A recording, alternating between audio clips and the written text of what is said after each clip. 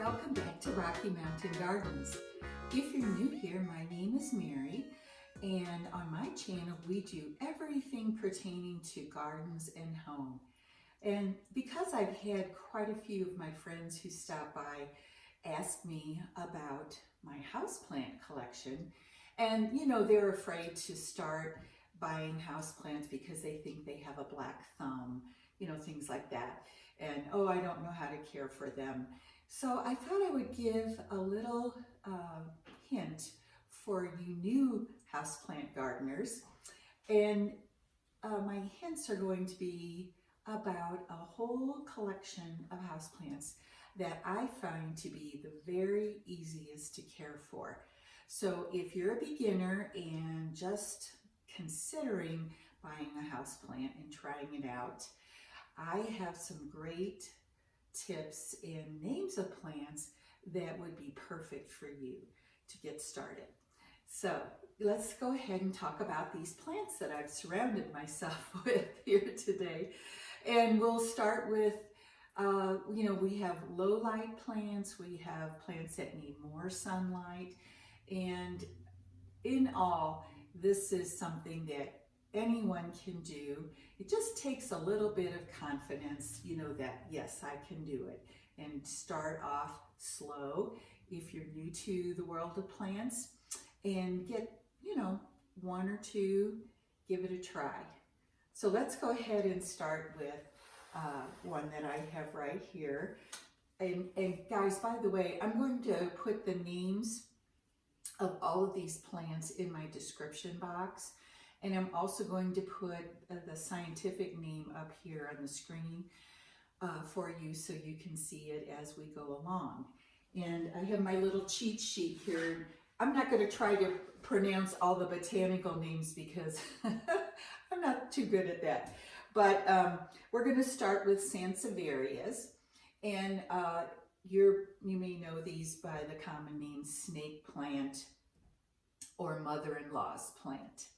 Now this little one here is what is called a bird's nest Sansevieria because it stays small, shorter in size, although, around it will grow more leaves and fill up your pot.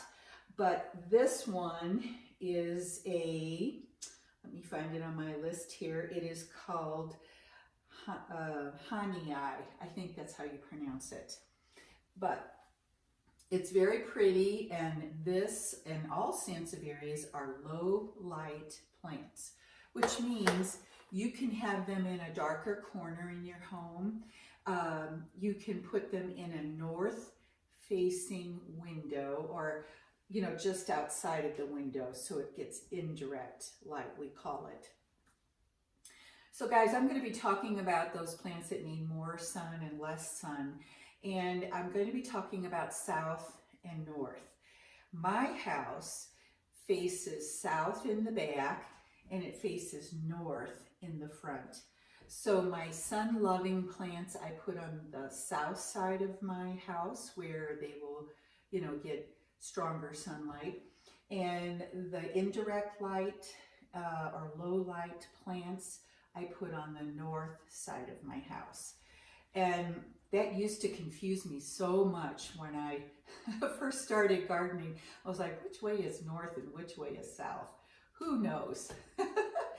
But once you figure that out, you may know it already, the direction your house is facing. And you can, decide where to place your plants in your house based on the amount of sun that area gets. Okay, so I have a second Sansevieria here, and this is a taller one that you may be more familiar with as far as it being tall, these thick, thin leaves. And this Sansevieria is called Metallica, and I just love it because it has sort of very light green leaves. I just think it's so pretty, and little bits of white in them. It's very pretty. And as I said, there are so many types of Sansevierias. You can pick which one you like for your home.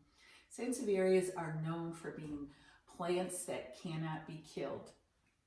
They can take very, very low light conditions, you know, in a dark corner of your house, like I said, and they do not like to be wet. They, you know, when I water them, I just put a small amount of water in. And by the way, guys, I am on a watering schedule of about every 10 days. I water my houseplants. Now, I do have some plants that are in smaller containers that I give a little supplemental water to if I think they need them. But if you get yourself on a 10-day watering schedule, that will serve you very well. And it also, and always remember, do never overwater your plants. I think that is probably what the beginner gardener makes the biggest mistake over, is the amount of water. So if you are watering your plant, excuse me, if you're on a 10-day schedule, your plants will dry out in between waterings, and they will also be less likely to get fungus gnats, an infestation, which is like the worst. And that's the biggest problem I've had with my houseplants. And when I stopped watering as much, because, you know, new houseplant owners get very anxious about their plants, and they think, oh, got to give them more water. Oh, you know, I'm taking care of them, I have to give them more water. Don't think that. No, less is better for your houseplants. And we'll, so just remember that tip as we go along through these list of easy care plants, of which Sansevieria is one of the very easiest that you can possibly imagine. Now, the next plant I'm going to show you, the common name for it is Jade Plant. And let's see if I can give you a close-up look. Look at those cute leaves. Aren't they pretty? I just love this plant. It is really so much like the Sansevieria because it can tolerate low light and neglect and be, you know, water. It likes to be a little bit moist. None of these plants like to be sitting in water or sort of waterlogging their roots. So if you worry about, oh, I'll forget to water, what will happen? One of my friends told me they had a Jade plant in her office, and it was sitting in the darkest corner, and nobody watered it for like 2 months or longer. And she said it still looked perfectly great. What happens when you put a plant in those conditions is they stop growing or maybe slow down growing. And so Jade plants are so tolerant of your neglect if you happen to be a forgetful person about watering and so on. Okay, now for a plant that does like sunlight and needs sunlight to grow, we have the Jade plant. And I simply adore my Jade plant. It is, you know, it is a succulent. It has very thick leaves. You probably are familiar with it. Jade plants are very common house plants. They like to dry out between waterings, and they like to have strong sunlight. They thrive in strong sunlight. And so if you want to be successful with a Jade plant, you let it dry out between waterings. When you do water it, you want to water it thoroughly, but it doesn't want to be sitting in, like I said before, in sort of waterlogged conditions. And because it loves sunlight, this beautiful Jade plant, if you have a nice south-facing sunny window that you can put a Jade plant in, it will just take off growing. When I bought this one about 2 years ago, it was about, in a tiny pot about this tall. And look how much it has grown in 2 years' time. It is a fantastic, a very easy plant to care for as well. All right, now let's go on to some plants that are vining plants. You know, they grow vines, long vines down. And we can start with pothos. Now, I have two varieties of pothos here on my table. This one is called Satin. Isn't it pretty? Guys, as we go along, I'll maybe throw up some photos, close-up photos for you too, so you can see what it looks like. It's very small. I just bought it in the fall, and it only had maybe 3 or 4 leaves on it, so it is coming right along. So that one is called Pothos, and I'm going to come around here and show you my golden pothos. Whoops, oh, it's caught. There we go. My golden pothos. Isn't it pretty? Look at that vining going on there. Just really, if you like vining plants that you can set up on a shelf or on a bookcase, pothos is perfect for that. It will cascade down and, you know, just fill that space and make your home look so warm and cozy with your jungle of houseplants. But pothos is another plant that can take very low light conditions. It can dry out thoroughly between waterings, and then when you do water it thoroughly. And guys, as with everything with any plant, all plants need to have a drainage hole in the bottom of the pot. When you buy a plant at a nursery or, you know, just even the grocery store, the pots you probably have noticed all have holes in the bottom. So if you're a very beginner, this is really important that you always have your plant in a situation where extra water can drain out, and that prevents what I was talking about earlier about the roots getting waterlogged and then they start rotting. So even if you water it thoroughly, but there are drainage holes in the bottom where the extra water can drain out, that's going to protect your plant from that root rot situation. So, oh my gosh, I just love pothos. And, you know, I have them around in various rooms in my house. So, you know, they're just fantastic and carefree. Again, I'm on that 10-day watering schedule, so it makes it pretty easy to care for.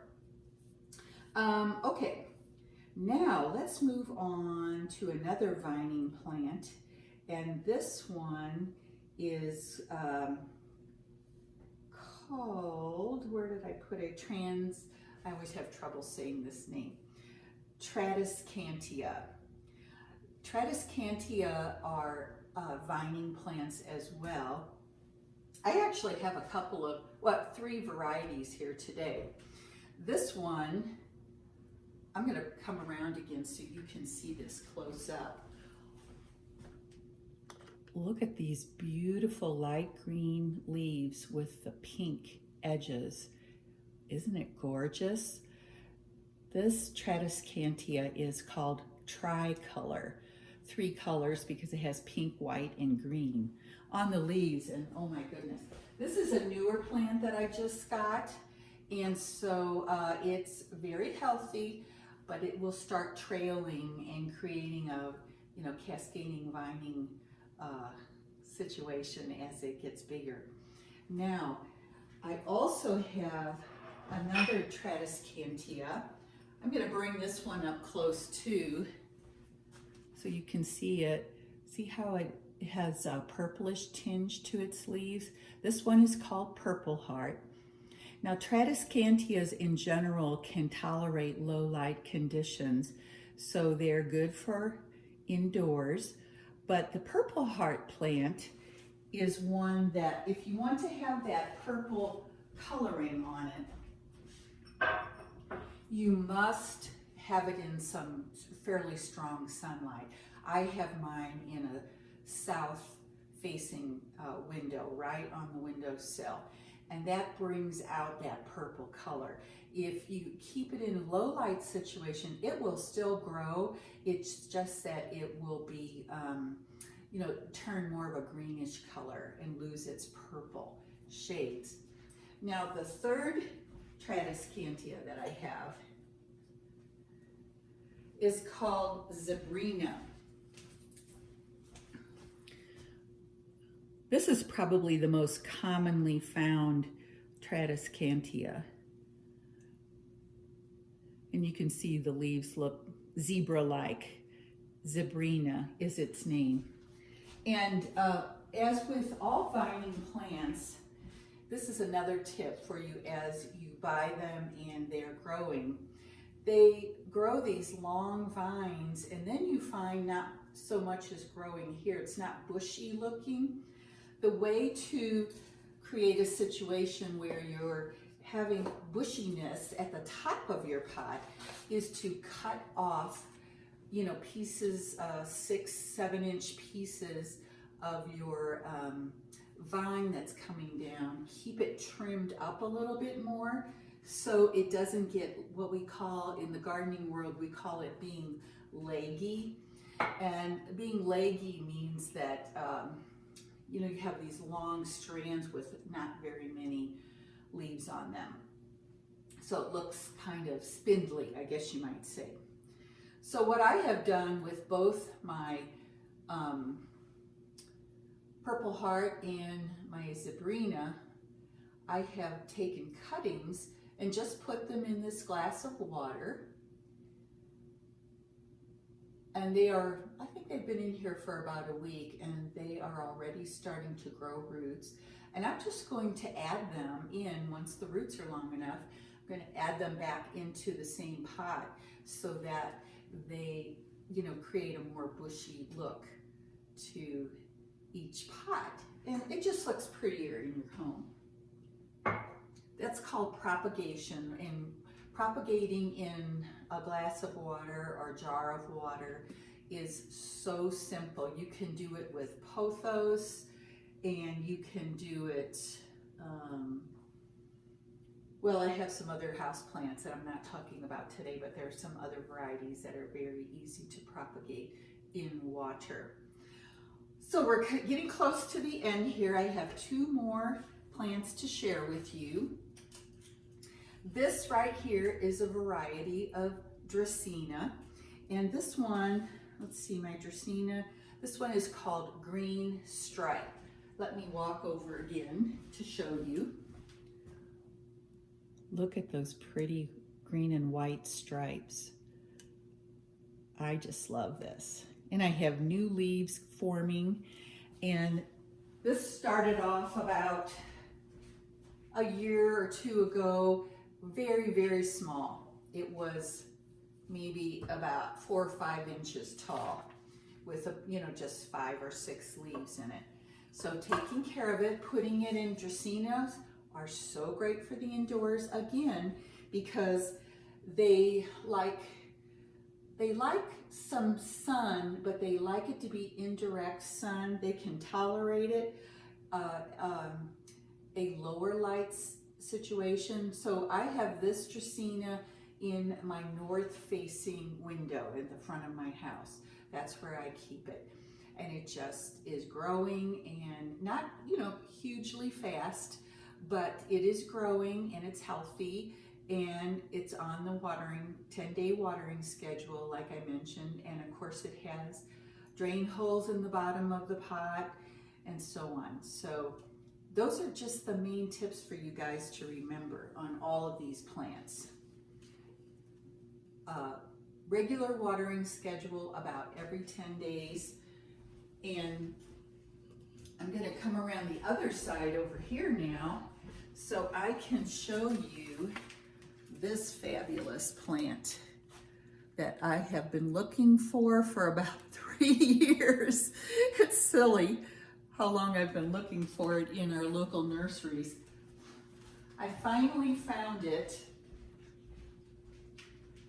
and I am just so happy and excited.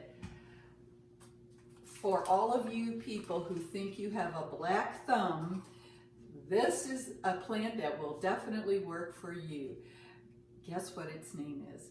The cast iron plant.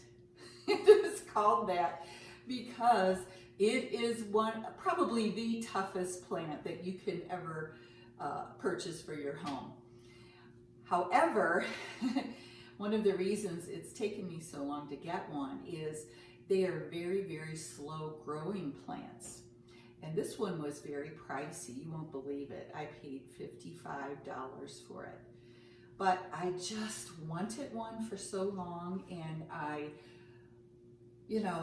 had been hunting for them, and when I saw this plant in my local nursery, I just said, okay, Mary, you've been saving your money, so this is the plant you're coming home with today.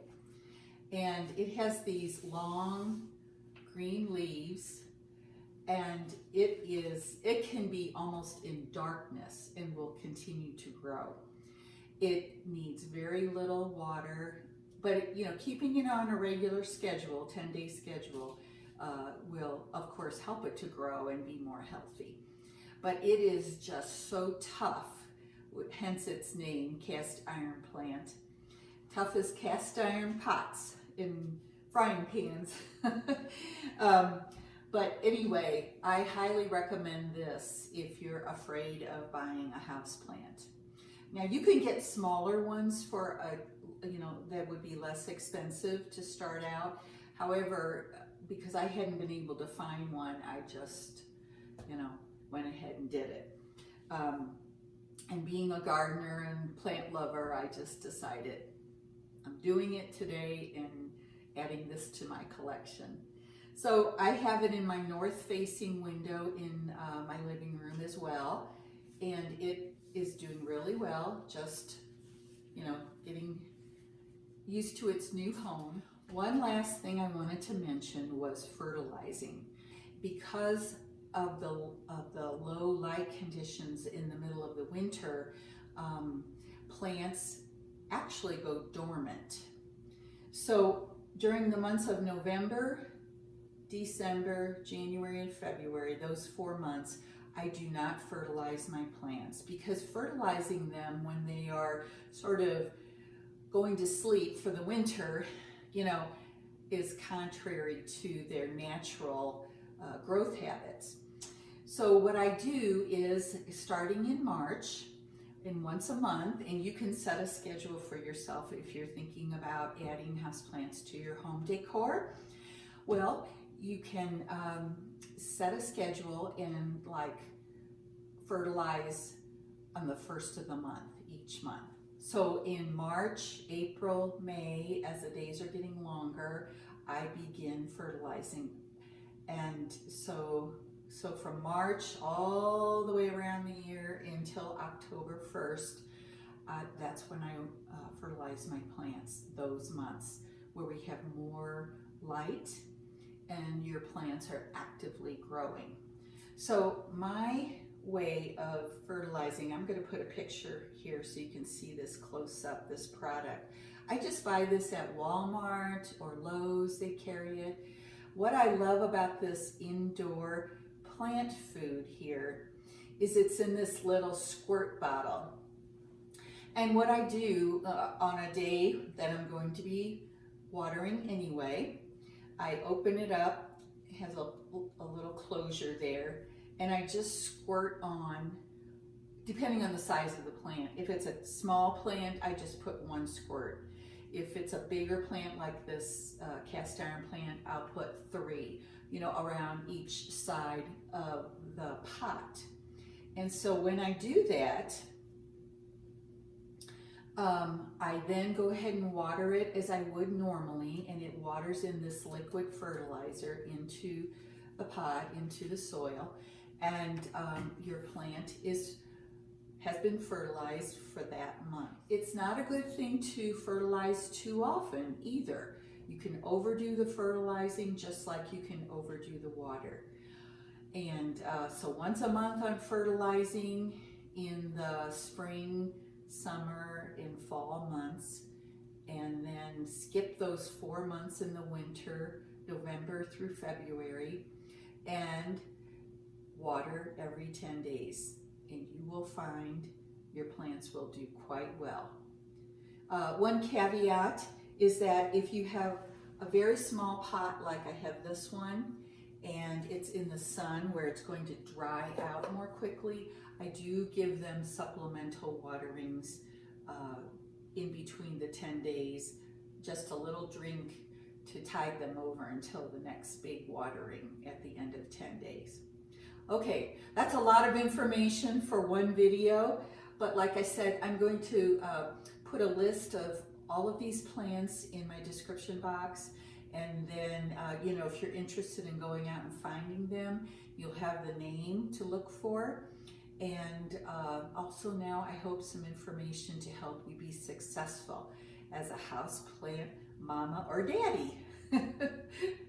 So until my next video, guys, I hope you are all doing well. Thank you so much for stopping by my channel, and I will see you next week on Friday. So long for now.